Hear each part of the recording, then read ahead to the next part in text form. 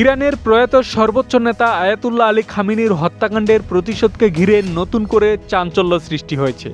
তেহরানের প্রভাবশালী রক্ষণশীল গণমাধ্যম হামশাহারি একটি ইনফোগ্রাফিক প্রকাশ করেছে, যেখানে মার্কিন প্রেসিডেন্ট ডোনাল্ড ট্রাম্প সহ ১৩ জন পশ্চিমা নেতার ছবি ও নাম তুলে ধরা হয়েছে।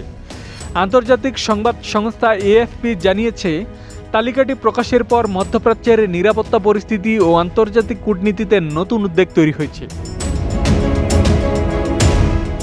ঘটনাটির সময়টিও তাৎপর্যপূর্ণ। প্রকাশনার ঠিক আগে ইরানের বর্তমান সর্বোচ্চ নেতা মোস্তফা খামেনি এক বিবৃতিতে বলেন, প্রতিশোধ আমাদের জাতির ইচ্ছা, এটি বাস্তবায়িত হবেই। তিনি সরাসরি কোনো ব্যক্তির নাম উল্লেখ না করলেও তালিকা শব্দটি ব্যবহার করেন। এরপরই হামশাহারির ওয়েবসাইটে প্রকাশিত হয় ওই বহুল আলোচিত ইনফোগ্রাফি।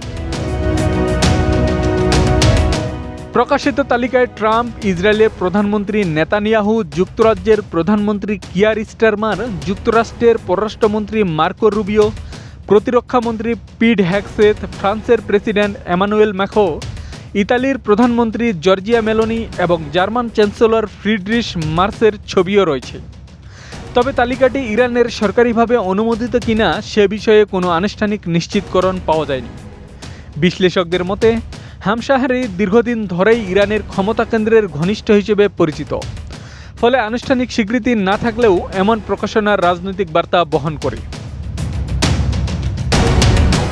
তেহরানের অভিযোগ, সাম্প্রতিক যুদ্ধে ইউরোপীয় দেশগুলো যুক্তরাষ্ট্রকে তাদের ঘাঁটি ও আকাশসীমা ব্যবহারের সুযোগ দিয়ে কার্যত সংঘাতে অংশ নিয়েছে।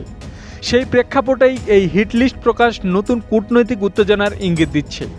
এখন নজর আন্তর্জাতিক সম্প্রদায়ের প্রতিক্রিয়া এবং এই বার্তা কেবল মনস্তাত্ত্বিক চাপ তৈরির কৌশল নাকি ভবিষ্যৎ নীতির পূর্বাভাস সেদিকেই। আব্দুল সালাম, প্রজন্ম 24।